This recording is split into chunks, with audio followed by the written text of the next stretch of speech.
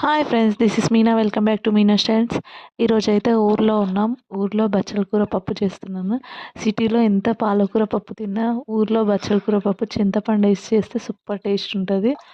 ఆ టేస్ట్ అయితే తిని తీరాల్సిందే. నాకు చాలా ఇష్టం. ఇంకా మా ఇంట్లో వాళ్ళకి కూడా చాలా ఇష్టం. ఇక్కడ కూడా దొరుకుతుంది బచ్చల కూర, కానీ అది వేరే. ఇది తీగ చెట్టు ఉంటుంది, చాలా బాగుంటుంది టేస్ట్. ఈజీ.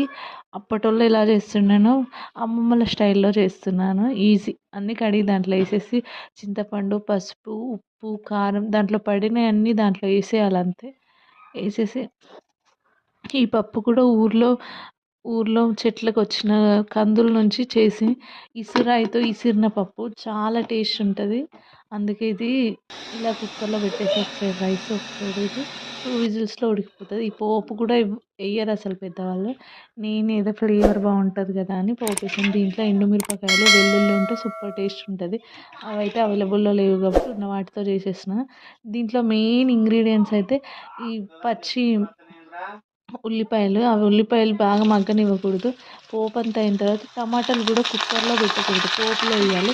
టమాటాలు సగం ఉడికి సగం ఉడకకుండా మెత్తగా మంచి టేస్ట్ ఉంటుంది. అట్లా వేసి ఇంకా కొత్తిమీర, కరివేపాకు ఇవన్నీ వేసి అంతా అయిపోయింది. పోపు దించేస్తున్న టైంలో కానీ పోపు అయిపోయిన తర్వాత డైరెక్ట్ సర్వింగ్ బౌల్లో వేసినాక అయినా సరే ఆనియన్స్ వేయాలి, పైన వేయాలి. అవి పచ్చిపులుసు తెలుసు కదా, పచ్చిపులుసులో ఎలా అయితే ఫ్లేవర్ వస్తుందో దీంట్లో కూడా చింతపండు ఇంకా ఈ కూర ఫ్లేవర్ కూడా పట్టి సూపర్ టేస్ట్ వస్తుంది. ఇంకా అప్పుడైతే మార్నింగ్ చేసి ఆఫ్టర్నూన్ తినాలి కర్రీ అనేవాళ్ళు. పొద్దున్నే చేసేవాళ్ళు అమ్మ వాళ్ళు అయితే. ఇంకా నేనైతే ఇప్పుడు చేశాను, కానీ సూపర్ టేస్ట్ వచ్చింది. దీంట్లోకి జొన్న రొట్టె ఉన్నాయి. జొన్న రొట్టె బచ్చల కూర పప్పు అయితే సూపర్ డెడ్లీ కాంబినేషన్. ఇంకా ఇదైతే అయిపోయింది. సర్వింగ్ బౌల్లోకి సర్వ్ చేసేసుకొని తినేసాం మేమైతే. Super taste. ఇంకా అప్పటి రోజుల్లో మా నాన్నమ్మ అమ్మమ్మ చేసిన టేస్ట్ అయితే చాలా బాగా వచ్చింది. Thank you for watching. Don't forget subscribe my channel.